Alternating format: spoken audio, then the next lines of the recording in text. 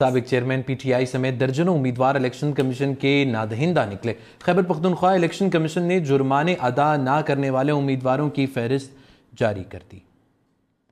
Election commission نے جرمانہ ادا نہ کرنے والے امیدواروں کی فہرست جاری کر دی۔ دستاویز کے مطابق سابق chairman P T I election commission کے 2 لاکھ روپے کے نادہندہ ہیں۔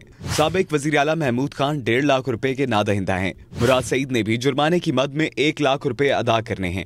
سابق وفاقی وزیر اعظم خان سواتی بھی 50,000 کے نادہندہ نکلے۔ تیمور سلیم جھگڑا، شوکت یوسفزئی، کامران بنگش اور اشتیاق احمد بھی نادہندہ افراد کی فہرست میں شامل ہیں۔ سابق وزیر اعظم راجہ پرویز اشرف بھی 49,500 روپے کے ڈیفالٹر ہیں۔ جے یو آئی کے سینیٹر عبدالغفور حیدری بھی 50,000 کے نادہندہ ہیں۔ نون لیگ کے سابق امیدوار علی گوہر خان بلوچ اور سابق ایم پی اے امجد آفریدی بھی نادہندہ نکلے۔ جماعت اسلامی کے عنایت اللہ بھی الیکشن کمیشن کے نادہندہ ہیں۔ سابق سینیٹر پیر صابر شاہ، رانا افضل خان، سابق صوبائی وزیر شکیل خان اور طاہر جمیل بھی نادہندہ افراد کی لسٹ میں شامل ہیں۔ ملکی زر مبادلہ کے ذخائر میں اضافہ ہوا ہے۔ اسٹیٹ بینک نے اعداد و شمار جاری کر دیے ہیں۔ اسٹیٹ بینک کی رپورٹ کے مطابق ملکی زر مبادلہ کے ذخائر میں 85 کروڑ 20 لاکھ ڈالر کا اضافہ ہوا ہے۔ 22 دسمبر کو ملکی زر مبادلہ کے ذخائر کی مالیت 7 ارب 75 کروڑ 71 لاکھ ڈالر کی سطح پر آ گئی ہے۔ کمرشل بینکوں کے پاس 5 ارب 9 کروڑ 86 لاکھ ڈالرز کے ذخائر موجود ہیں۔ زر مبادلہ کی مجموعی ذخائر کی مالیت 12 ارب 85 کروڑ 57 لاکھ ڈالرز ریکارڈ کی گئی۔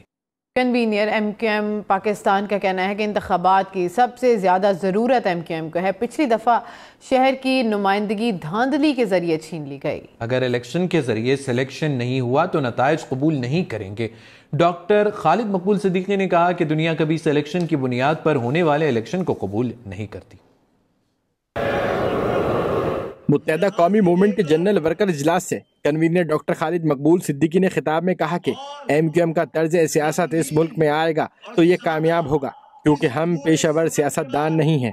الحمدللہ ایم کیو ایم آج واحد پاکستان کی تنظیم کہ جس کی وجہ سے ایوانوں میں ایک حصہ ایسا ہوتا ہے جہاں پر عام پاکستانی، غریب پاکستانی نوجوان، مڈل کلاس سے تعلق رکھنے والا پاکستانی نوجوان جس کا تعلق کوئی نہ سیاسی خاندان سے ہے، نہ کہیں کے سجادہ نشین کا بیٹا ہے۔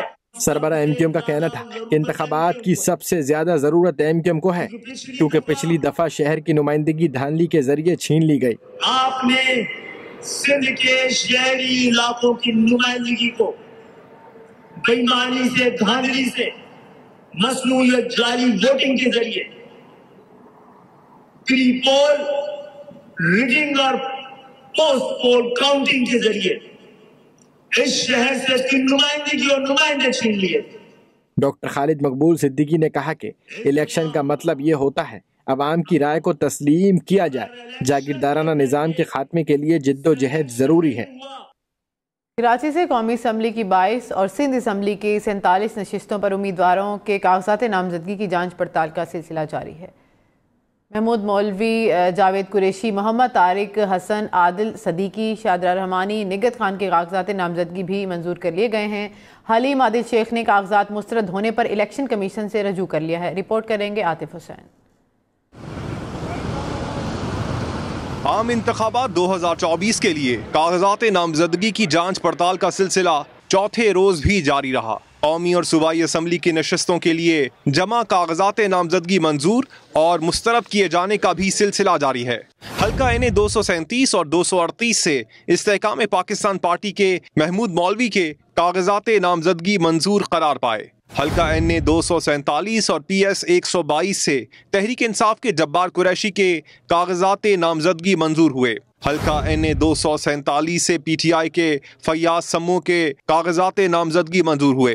حلقہ این 247 سے پیپلز پارٹی سے تعلق رکھنے والے 3 بھائیوں شیخ معاذ فیروز، شیخ انس فیروز اور شیخ عمر فیروز کے کاغذات نامزدگی منظور ہوئے۔ حلقہ این 250 سے جماعت اسلامی کے حافظ نعیم الرحمان کے کاغذات نامزدگی منظور ہوئے۔ حلقہ این 250 سے پاکستان مرکزی مسلم لیگ کے بلال حیدر اور پیپلز پارٹی کے خواجہ سہیل منصور کے کاغذات نامزدگی منظور کیے گئے۔ حلقہ این 238 سے پی ٹی آئی کے حلیم عادل شیخ نے کاغذات نامزدگی مسترد ہونے پر الیکشن کمیشن سے رجوع کر لیا۔